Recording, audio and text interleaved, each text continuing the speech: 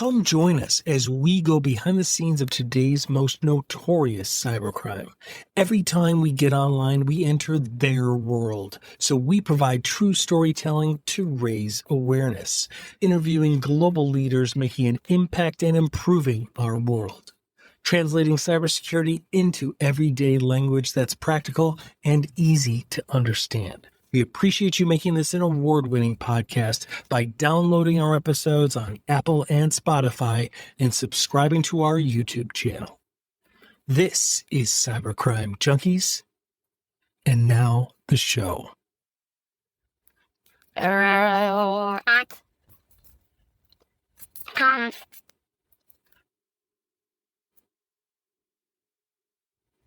Well, welcome everybody to Cybercrime Junkies. I'm your host, David Morrow. Today we're live and we're joined by Titania Jordan, CMO of Bark Technologies, which is an online safety company that helps families by keeping kids safe both online and in real life. She's a best-selling author of this book, Parenting in a Tech World. Fantastic book. We're going to talk about that in part today as well.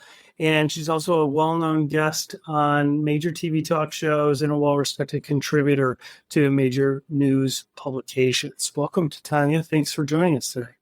Thank you. Thank you so much for having me, David. And I love how off camera we were chatting about our shared love of Chris Voss. Never Sees a Difference. So if you're listening, Chris, you should be on a show. Well, thank you for that, Titania. Yeah, I have reached out. I would absolutely be honored to meet Chris and to have him on the show. He is a phenomenal leader. We've instilled the Black Swan method as best we can in our rigged version of it, right? Of how we interpret it for our team. It's really, really effective. It's really helpful, very practical. No, his masterclass is fantastic too. So if anybody's interested in taking a deeper dive into Chris Voss, please go ahead and check out the masterclass. It's fantastic. So we are live. And so if there's any viewers that any questions at all, throw them in chat. Titania and I will be happy to address them. And we really encourage that as well. So let's start from the beginning. Tell us how you got started in this. Sure. I have served my career really at the intersection of parenting and tech with another crossroads of media. It started in the traditional media space, actually terrestrial radio, back in the day before Sirius XM and the iPod. That was a whole new world. But it quickly escalated and evolved to digital media and then social media. And being somebody who was born pre, computers and internet and email and social, for the general masses at least, and growing up at a time where we're getting all of those things. And now being a parent whose son is really natively experiencing all those things from a much younger age, it's my whole life. It's my whole life. And so I personally believe that it's by the grace of God that I'm able to be at Bark, a company with an incredible mission, and the role that I have working with an amazing team and helping millions of families across the globe. Yeah, it's a phenomenal application. We'll touch on that as well because there's a lot of research that went into it. I'm fascinated by it, and it's just remarkable. We use it. Both Mark, my co-host, and I have used it. My only critique of your book is I wish you would have written it like 10 years earlier. Well, I was in the midst of raising a whole brood of children and managing technology, right? Because I'm reading this, I'm like, well, that would have been a good idea. I'm reading this stuff, I'm like, yeah, that would have really helped. So that's good. So lots of really good insight in there. Let me ask you, is there any event or person or something that kind of drove you to create the book and like anything like that? Like, what was it, just being a parent and recognizing the complexity of technology and parenting? Yeah. So my co-author, Matt McKee, and I work together at Bark. And he is he had already published books, I believe, was a former pastor, tech entrepreneur, dad of two. And he and I got to talking and just looking at the landscape of existing parenting books, right? There's all kinds of books around breastfeeding and sleep schedules and discipline. But there really wasn't a comprehensive how to be a parent in a tech world manual.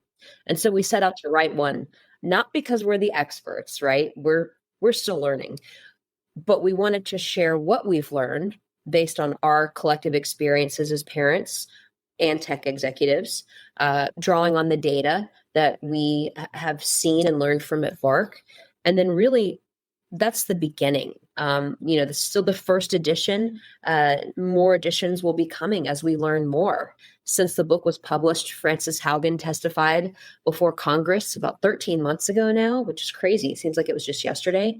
More and more platforms have rolled out, well, they call them parental controls. I call them fluff. They're not super effective. So there's a lot that has changed, but we needed to at least get it out there. So. Yeah. And when you and Matt were writing the book, what's some of the top kind of insight that you gained or things that you guys learned just through doing it? I mean, I can tell you from doing this podcast, I had a concern over cybersecurity before because of my job and my career, but wow, the more and more I learn, the more it's so important and we're so far behind. Like it's just we need to change the entire trajectory of where we're going in business, in organizations, in government. It's pretty scary. But tell me, like when you do a deep dive, I read there's tons of research here. And the book reads reads really smooth. So it's not like research dry. It's really, really entertaining. It's captivating, but yet it's based on so much research that Bark has done and both you and Matt have looked into. Well, what's some of the key insight that you guys learned from writing? I'd say that's a very long question, by the way. I apologize. No, it's fine. It's great. Gave me time to think. I'd say two things emerged primarily. The first is that relationship over everything.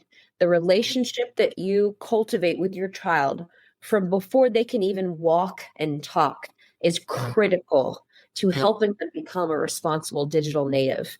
The goal is to not be so heavy-handed.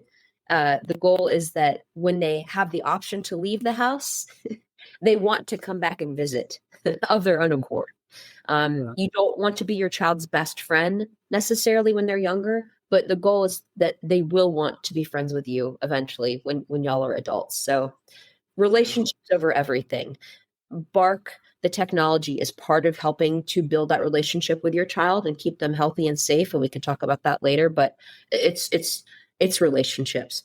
The second thing is that there's still so much we don't know. Because we are the first generation of parents parenting in a tech world, because our children are the first generation of children growing up with so much access. True digital natives, right? Yeah.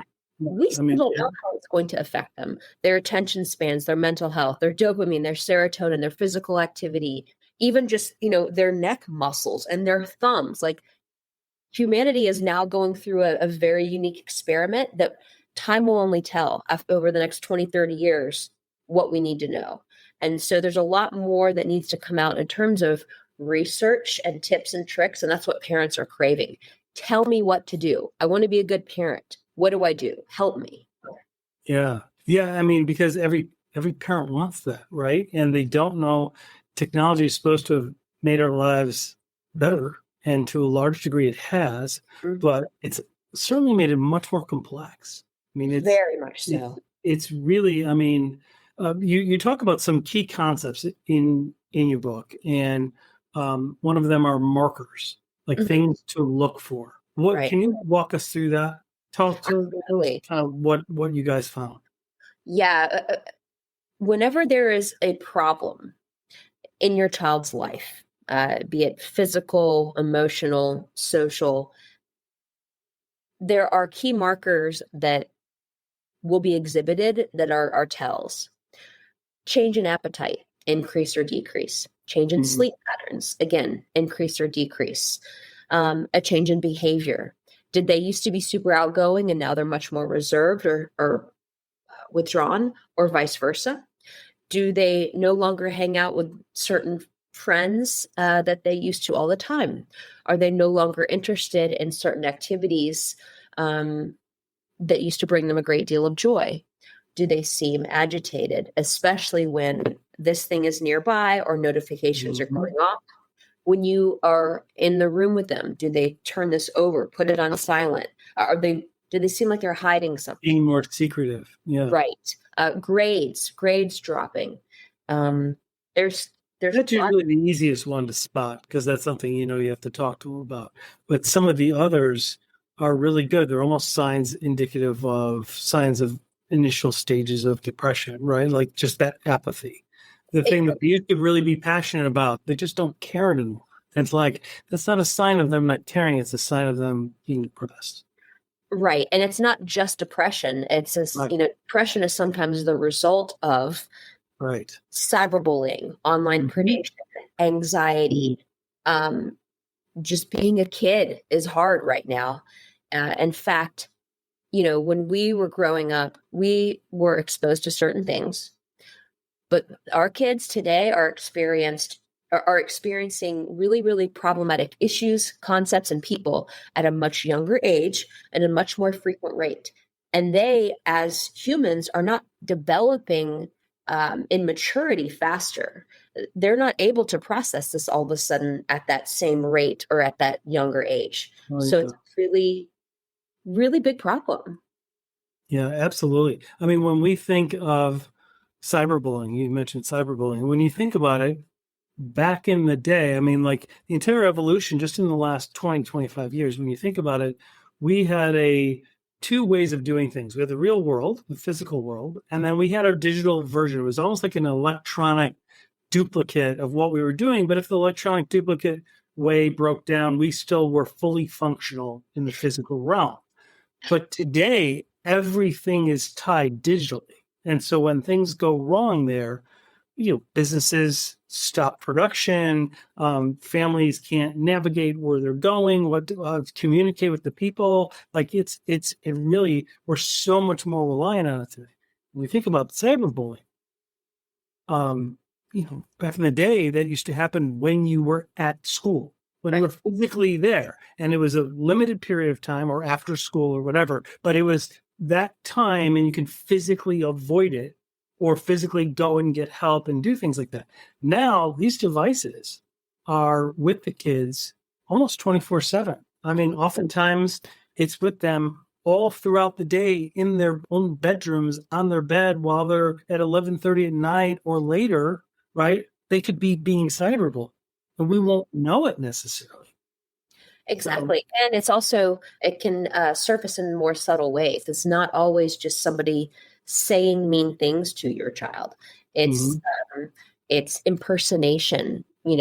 Kids will pretend to be your child and then go leave inappropriate comments on other people's pages and comments. It's just being left out. All of a sudden you're kicked out of a group chat or you're no longer in the close friends stories, on Instagram, etc. There's just so many subtle ways now that kids can really dig at each other. And you would, yeah. Oh yeah. I didn't even think about that aspect either. Right. Because people can say, hey, you said this about me or you didn't, and be mad. And you're like, that wasn't me. And they're like, yeah, right. Right. And before it was like, well, where did I say this? Well, it wasn't there. I was over here. Well, now you can't explain that. Right. When they impersonate you online, they are you digitally. And so people won't know. They're going to believe that it was you. Yep. Really, really, really shocking. So that leads into then what can parents do, right? Like when they see those markers, right? What's the data-driven analysis you and Matt came to? Like, what are they supposed to do? Stay with us. We'll be right back. Most business leaders have a fatal flaw which results in their growth being interrupted or stopped terminally. They ignore the mountain they're about to crash into, distracted by the focus on revenue growth. Until it's too late. Don't become another fatal business statistic. Keep your cybersecurity modern so you can grow without interruption. Stay competitive. Get NetGain. Stay focused on your growth and funding. While NetGain keeps your technology always available with expert-level cybersecurity services to stop breaches in their tracks, all at a fraction of the cost of managing it yourself. Don't wait for a technology disaster to interrupt and cripple your growth. Speak with a specialist today. Contact NetGain Technologies today at 844-777-6278 or reach out online at netgainit.com. That's 844-777-6278 and netgainit.com. Grow your business uninterrupted. Contact NetGain today. So the first thing is to stay calm. It's hard to do, right? You love a lot easier said than done, right? A lot easier said than done, but I guarantee you it will go much better if you remain calm. Example, if you find out your child is being bullied, cyber or in real life, and really there's so much crossover there, it's just bullying now. If you immediately want to go after that bully, call the school and call their parent and make that bully pay, your kid is probably going to recoil in embarrassment and cringe, just like, oh my gosh, I should not have told my parent. Now I'm going to become even more of a target, right?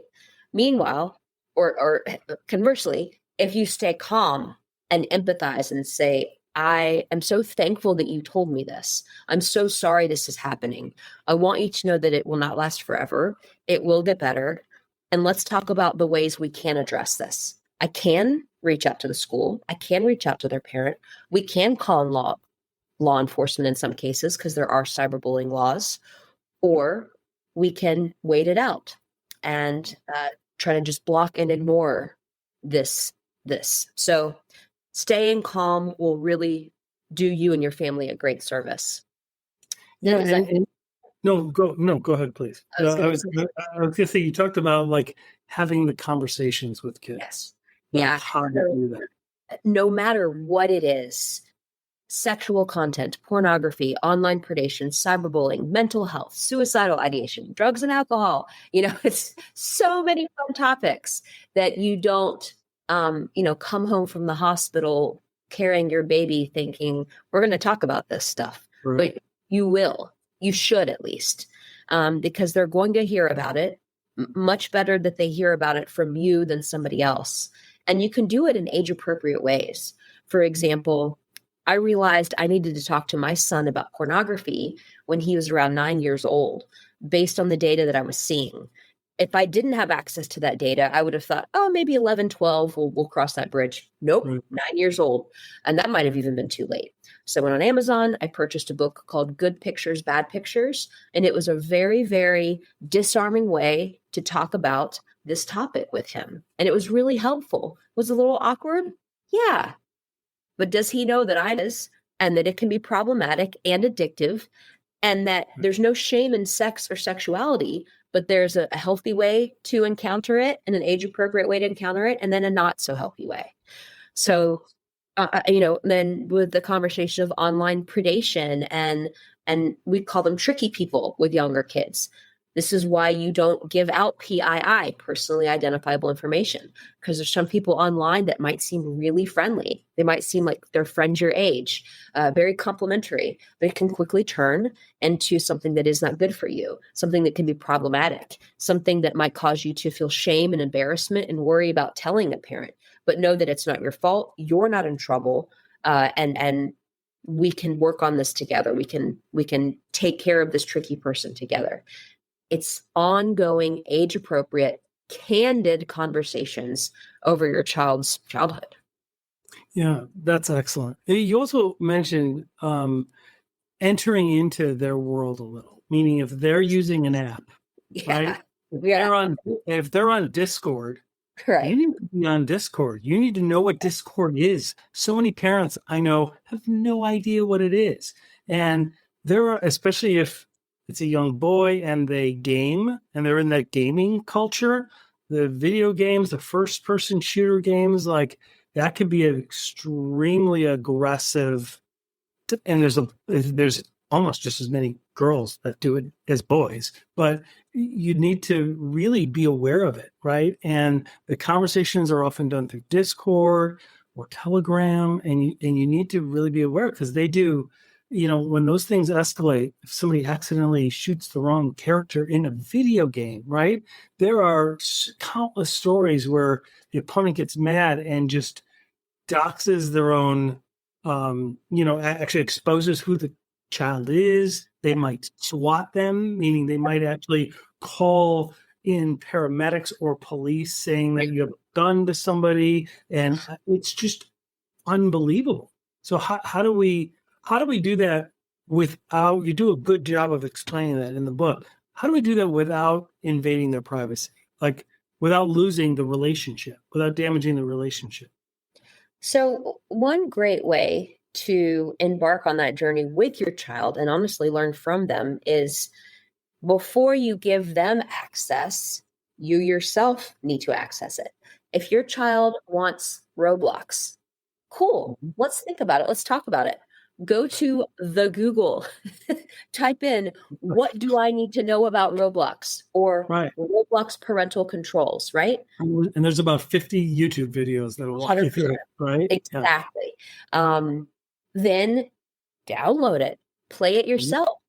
Have your child sit beside you. They will be happy to point out things to you of, hey, let's go in this server, or let's go in this world, and let's, do it with them. And then if you see something that bothers you, like, hey, is there live chat? Can you talk? Exactly. I was just about to say, when you start to play the games, they activate the chat feature, changes the whole dynamic, doesn't it? And that's how you start talking to them about, hey, just like I'm not going to drop you off at the airport all by yourself when you're 8 years old. Right. We're not going to do that same thing here with Roblox or Fortnite or anything else. When your child has a smartphone and they want to download Snapchat, if you don't yet have Snapchat on your phone, you need to do that first. Again, you need to Google whatever the app or game or device is, plus dangers, plus parental controls. What do I need to know about this? And learn and weigh the pros and cons. What you don't want to do is give your child everything all at once. If you, let's say for your child's sixth grade graduation or 12th birthday, just hand them an iPhone. Can even be an older iPhone, doesn't have to be a brand new iPhone, but you give them an iPhone and you haven't implemented parental controls, used screen time, used Bark or something like it, which there isn't really anything like it, so use Bark. But if you just give them this without anything, you're giving them access to everything. You can't do that. It's like throwing them the keys to a Ferrari with no driver's ed and no car insurance. You wouldn't do that. Don't do that with these either. Right. That's exactly right. And, when you have these conversations with kids, you talk about not making them an interrogation. So, like, walk us through there. Like, what I think you mean is open-ended questions. Yes. Start with the words what and how, right? Like, ask open-ended question as opposed to why would you want to do that? Why do you think? You start with why, and you can feel a question coming to you as why, as like a parent barking at you, like coming down at you, right? And so opening up with open-ended questions to really gain better understanding can help with the conversations. Yeah. One of my favorite examples that Matt gives specifically is, instead of saying, hey, how was your day? Well, kids are going to say, fine, great. Instead of saying that, you could say, what was the most interesting thing that you saw or heard today? Or what was the funniest thing you experienced today? Or who did you sit by at lunch today? Questions that elicit an answer that are non-threatening can start to open that conversation. And in fact, that's how Matt discovered his oldest son had been exposed to pornography, because he asked his son, hey, what's the most interesting thing that you've seen lately? And his son said, did you know that Superman and Wonder Woman take their clothes off? And that was a wake-up call. It was veiled as a cartoon. Asking open-ended questions to kids, you're going to be really surprised by some of the answers, because it's not going to go the way that you thought. right? Absolutely. You're going to be very, very surprised. Yeah. That's good. So you also talk about creation versus consumption. Yes. So I think that's really important because so many of us just consume, flipping through Instagram, flipping through LinkedIn, flipping through Facebook. We're consuming, right? We're taking in things that we see as opposed to creation, meaning creating a post, creating a newsletter, creating a blog, and kind of coaching the kids on how do they create a blog. I mean, when I think about it, I remember my wife was very good about kind of monitoring what the kids would do. We'd all be in the same living room, and all of a sudden she would say to one of the children when they were in high school, "Hey, you need to take that post down." And they're like, what? And like it was like we needed to coach them on how to say and how some of your words could be misinterpreted, right? And it might look really aggressive or it might look off color, right? You don't want to do that. Right. So what else? Tell like walk me through what you found when you were looking at creation versus consumption. So one of the first worries that parents have is just how much screen time is too much. Mm-hmm. And we would really like to reframe that question from a time question to a content question. What is the quality of the content that you are consuming? And are you just passively consuming content that doesn't really do much for you mentally or spiritually or emotionally? Or are you creating? Or are you curating? Or are you competing? Are you learning something? Are you coming away from this interaction with tech better for it? Or are you just becoming sedentary and stimulating the pleasure center of your brain, pinging your dopamine and serotonin and not getting any physical activity? There are a variety of ways that you can interact with tech, positive and negative. And parents really need to have that awareness and conversation with their child about the fact that kids need to move. Kids aren't meant to sit still for hours at a day. They need to be physically active. Their hearts need to pump and their blood needs to flow, and the variety of neurons and synapses that need to form in their brains from a variety of experiences are so critical to happen during childhood and adolescence. Sitting in front of a gaming platform for hours at a time is not good for anyone. Right, absolutely. You guys also talk about passwords. Yes. So passwords, kind of a big topic in cybersecurity for obvious reasons. Right, so, right. Multi-factor authentication and all that. I mean, that is decades of discussion. But how does it apply in the parental technology realm? So we like to say that passwords are doorways. And I like to give an example. I give this to my son, who's almost 14. There's a reason why you, at almost 14, don't have your own apartment yet. You live with mom and dad. You live with adults. And also, you don't just have one key to your very own apartment, right? Because you are a minor. And anything that you have access to needs to have the ability to be monitored, and you need to be able to have guidance from adults who love you and care for you and have your best interest in mind. It's our job to help you be healthy and safe, both in real life and online. And so my son and I have this agreement where I am not going to go and grab his phone and go through it every day, every night, looking at every text message and every DM and scanning through his camera roll. But if I ever do go to his phone for whatever reason, and I go to try to open it and the password does not unlock it, the one that he gave me, that's when we have a problem. I need that password in case of an emergency. Exactly right. Yeah, that's exactly right. Yeah. So it's really about the ability to have complete access. Meaning ability to have complete access. What if he's sick? What if he's injured? There's so many what ifs. And in some cases as a parent, you do need to go through your kid's phone. It's not recommended. Yeah, there was a real life scenario that happened about a year and a half over in Ohio. The old Tangi boy that was cyberbullied and had like a sextortion thing against him, and he killed himself. And the parent couldn't, and it just came out in the news recently, but the parent, because the reason why was because they couldn't access the phone to even find out why he killed himself. And the bullying started at 11:01 a.m. on a Sunday, without any prior mental health treatment issues, anything. And he killed himself within 30 minutes after this whole thing. They just blackmailed him. They had just gone on, pretended to be a girl from school. It was just a horrible scenario. But it took him 15 months to get access to the phone from Apple.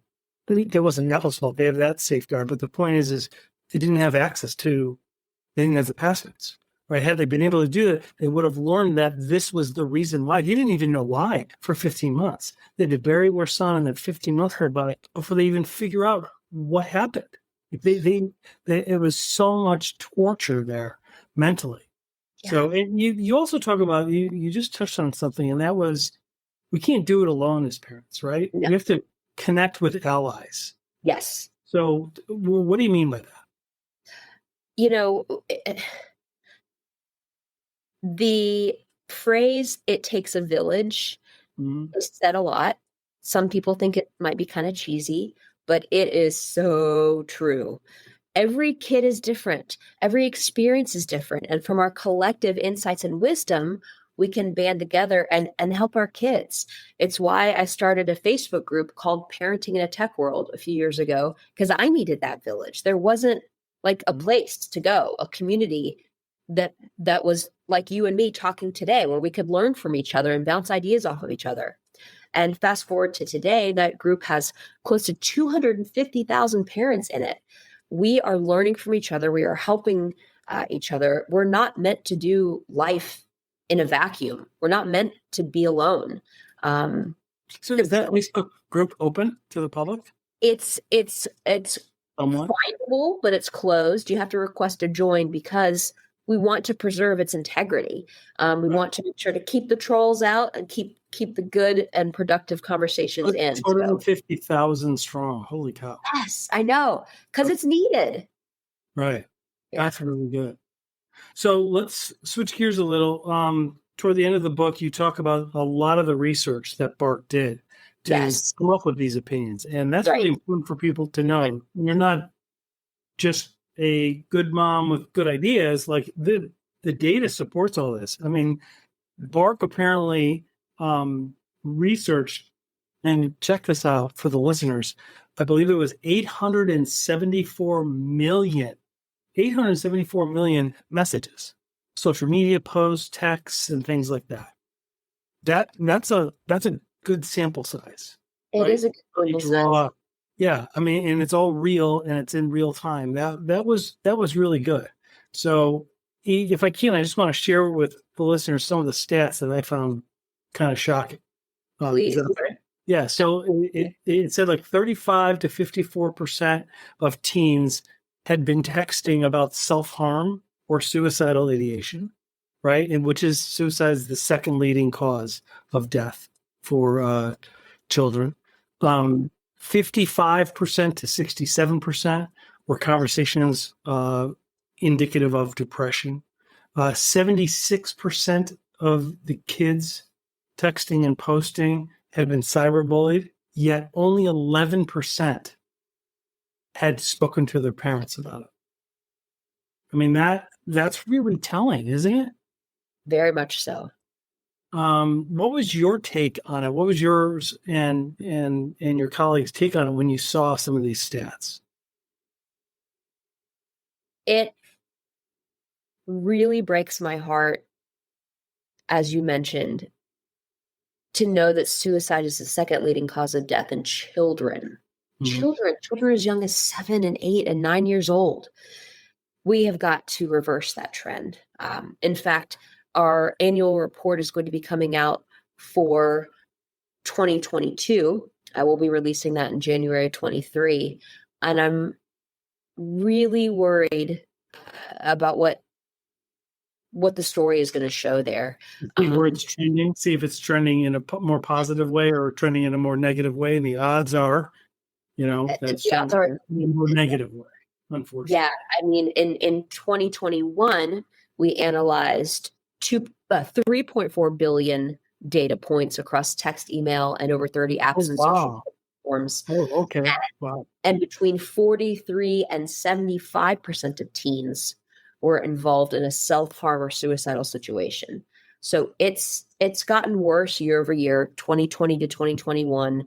I'm thinking we're going to see the same thing for 2022. And so I will speak until I cannot speak anymore to anybody who will listen about the importance of talking about mental health with your children, letting them know that it's okay to not be okay.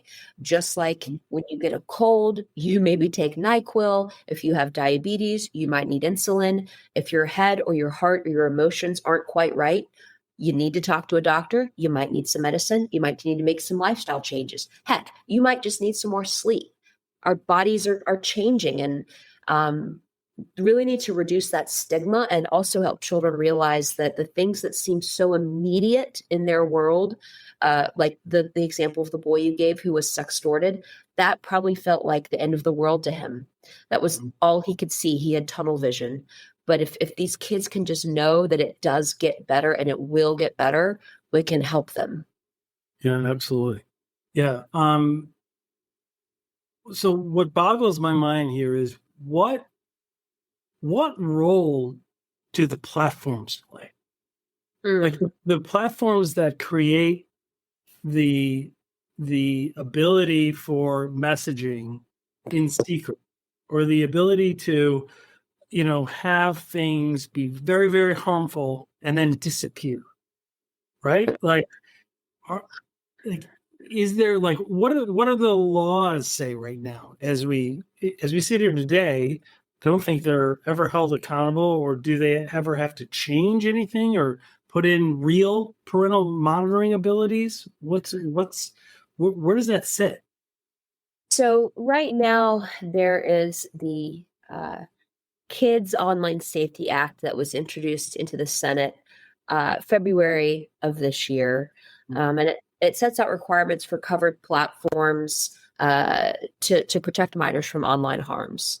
And a covered platform must act in the best interest of a minor using its application or service. Now, I don't believe that has passed yet, but to be seen, right? We all know how that goes, or sometimes doesn't go. But in the meantime, every day, every hour, more and more children are experiencing harmful content, harmful people. And so the onus is not only on parents to try to protect their children, it lives in the platform's hands to at least be more transparent about the data. So many platforms neglect to surface what's happening with children on their platforms by falling under the guise of, well, we don't let children under the age of 13 on our platform. Well, that's crap, because we know that children under the age of 13 are in fact on your platform. And we also know through self-reporting mechanisms in the apps, you can gather how many kids have reported cyberbullying or inappropriate people or inappropriate content. And there are even some instances where there have been inappropriate images and video of children uploaded to platforms. And when they went to request to get it taken down, it wasn't taken down right away. That is completely unacceptable, not to mention the amount of children who are trafficked on these platforms. Right. That's exactly right. And we've always cautioned parents about, if your kids are making platforms, creating online, such as TikTok videos, or they're live streaming themselves. Lots of kids do it when they're playing games, and they'll live stream their games on YouTube, right? Yeah. And on Discord and on Twitch and all these platforms. And in the back of their wall, they can see what high school they go to, what grade they're in, what their name is. It's all visible, right? Yeah. It stays online. So that, just guarding your identity, it's the same as you have a password, right? You want to keep that barrier of safety in place. And parents need to lead by example. Don't post, your family's holiday card on Facebook that shows the front of your house, your mailbox number, what your front door looks like. Right. Or that you're on vacation right now. Right? Like wait until you get back to post the images. Why do people do that? I still don't understand. Like you're on vacation right now. Hello alert, go break into our house. Like go do it. We're, only grandma's home. Don't worry about it. Come on. Like what are you doing here? Yeah. But again, coming up at a time before all this even existed, no one ever told us that. No one ever kind of taught parents how to parent in this tech world. Exactly. So everybody's kind of like making a best guess. And they're hoping tragedy doesn't hit. Right? So we need our pediatricians. We need our pediatricians to help us out. Mm-hmm. Yeah, absolutely. So walk us through the Bark app. So first of all, what is it? So Bark alerts you, parent, caregiver, via text or email when your child has encountered problematic content or people through their smartphones, through a variety of social media accounts, through text messages, through emails. Bark will not only alert you to problematic content or people, but it also gives you best recommended next steps for how to address. Okay, thanks, Bark. You just let me know that my kid has suicidal ideation. How do I talk to them about that? What do I do? What are next steps? Bark will also help you if you were looking to set screen time limits or implement filters or allow access to certain things and not allow access to other things. And then finally, Bark will help you if you're trying to check in with your child with regards to their location. You can help keep tabs on your child's whereabouts with location. And in a few short weeks, we're actually going to be launching our own smartphone because of all of the problems. Right? Yeah. Bark phone. Yeah, I'm so excited for the Bark phone. I can't wait for it to be here. And I wish that could have been my son's first smartphone. Mm-hmm. Will they be able to, will that play in the Google Play Store or the Apple Store as well? Like what apps would be able to be on that phone? I know it's not released yet. I was just curious. Yeah, so the Bark phone is a Samsung A13. And so it is not an iPhone, but you will be, if you want to allow it, a parent can allow any app to be downloaded on it from the Google Play Store if you want. Also, if you don't want, you can make sure it doesn't download anything. And in fact, you can turn off the ability to even you can actually select which apps are allowed on the phone. Exactly. Oh, that's a whole other level.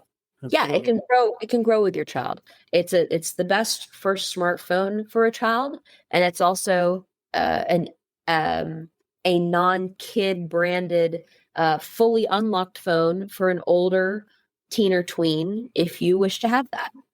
Yeah. Oh, that'll be really interesting to see when that comes out. And like from the kids' perspective though, does Bark read all of the texts? Like, do they still have privacy? Yes. Kids absolutely have privacy. That's one of our core tenets. Okay, that could have damaged the relationship, which is the core of it all. Exactly. If Bark is just giving parents a copy of every single thing their kids are doing and experiencing online, it's cumbersome, and it will create a lot of friction between parent and child. Bark is only going to send parents an alert to potential problematic content and people. Everything else is doesn't come across the parent or caregiver's plate. And so Bark isn't accessing everything. Bark's algorithm is scanning everything, but the algorithm is looking for problems. Again, problematic. As I understand it, it identifies the AI involved or the machine learning involved will identify the difference between like, oh, my biology test is coming up. I feel like I'm going to die, and I feel worthless. I want to die. Like exactly. two different things, and it's hard to discern in text because you can't hear the tone, but Bark's AI or machine learning actually does that, right? And then that would alert a parent, go have a conversation with your child, there's potential suicidal ideation. And then like that begs the question, then what? Like, how do you have that conversation?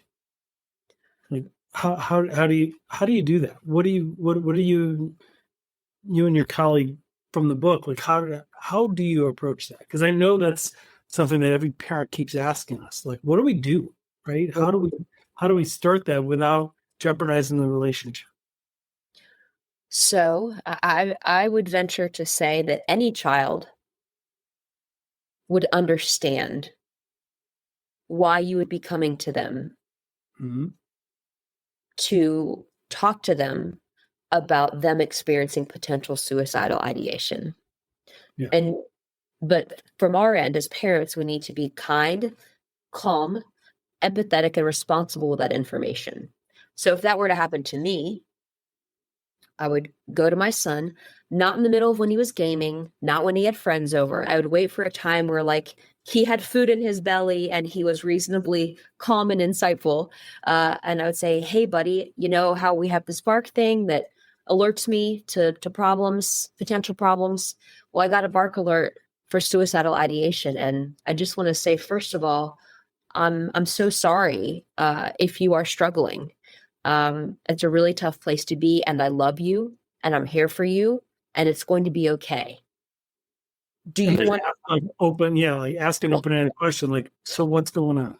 Like, what's going on, or can you tell me more about this? yeah, tell me more. Right. That's a great, yeah.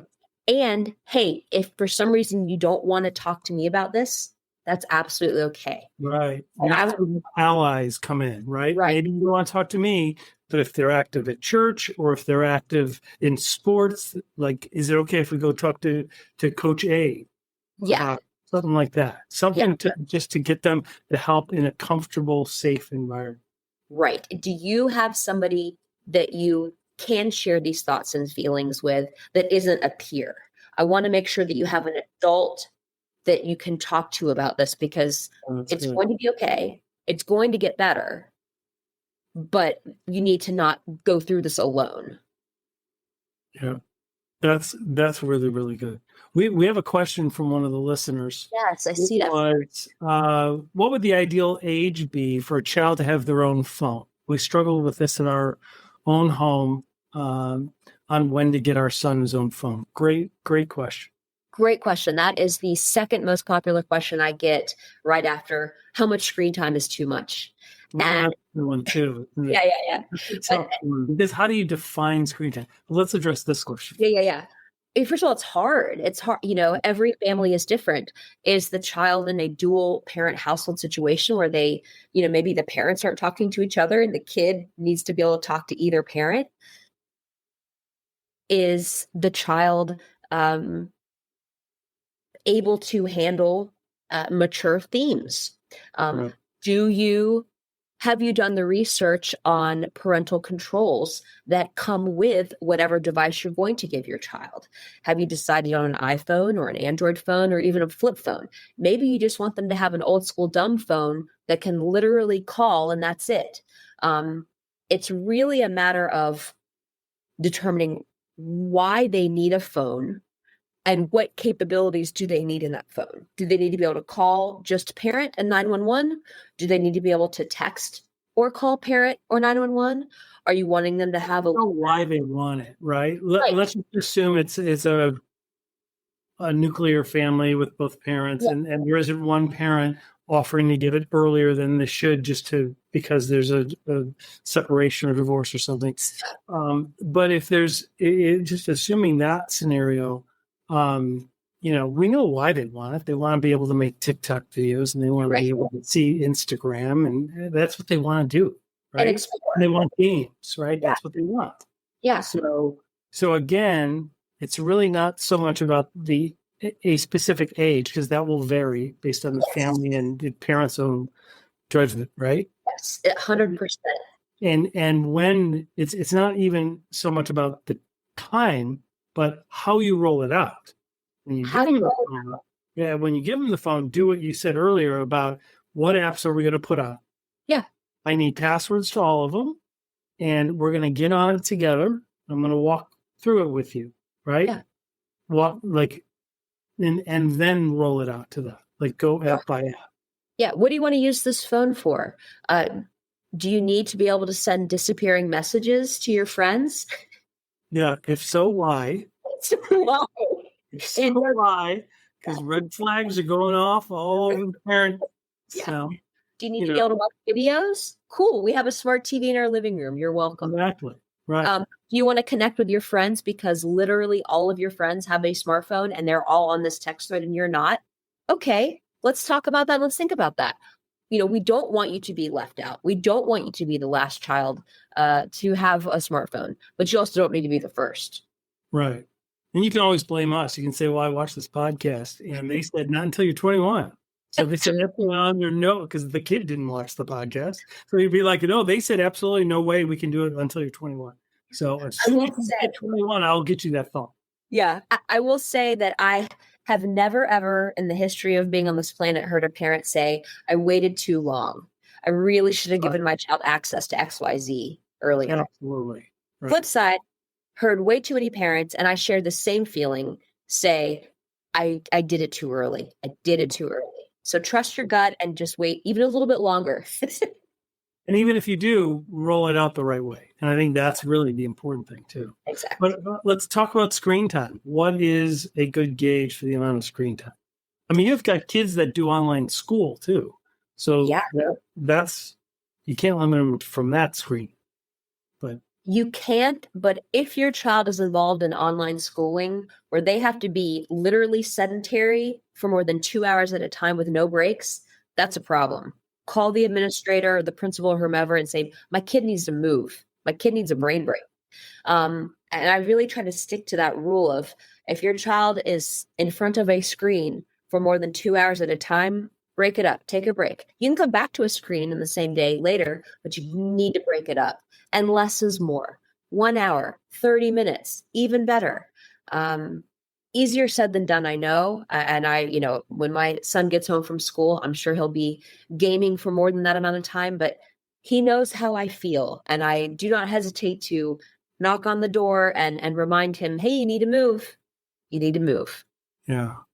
Yeah, that's interesting. So the integration of physical activity, and not necessarily like, even if your child does online school, it's not like you pretend to have a gym class in your house. No. It's about getting up, going for a walk, walking around the house, doing something, get on the treadmill, get on the bike, do something, play game, play sport, go outside, do something, right? Yeah. Go get the mail out of the mailbox. Yeah, exactly. Right. Which is like asking for, it's like pulling teeth sometimes, right? Like you're like, can you, it's like 15 feet. Can you do it's not hard. It's just something it's a piece. Yeah. That's really good. That's really good. So as we wrap up, are there any other best practices or suggestions that you have? I would say don't fall into that camp of not my kid. So many parents think, not my kid. My kid would never, or I will know if there's something wrong with my kid or something's going on. And that's not true. No, it's absolutely your kid. It's your kid. Every one of our kids can fall trap into all of this. Yep. Good kids make bad choices. They're kids. Again, why they don't live alone. So just proactively have the tough, candid conversations. Let your children know that you are a safe, calm place that loves them unconditionally, and you will help them navigate the rocks in the road instead of just moving every rock out of their path. And that even if you don't understand what it's like to be a kid today, you want to. And you're there for them, and y'all will navigate this thing together, whether it's real life or online. That's excellent.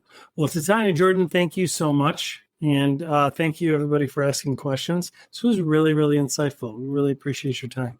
Awesome. Thank you so much, David. I can't wait to watch the next episode. All right. Thank you so much. We'll talk soon for sure. Bye-bye. Thank you. Well, that wraps this up. Thank you for joining us. We hope you enjoyed our episode. The next one is coming right up. We appreciate you making this an award-winning podcast and downloading on Apple and Spotify and subscribing to our YouTube channel. This is Cybercrime Junkies, and we thank you for watching.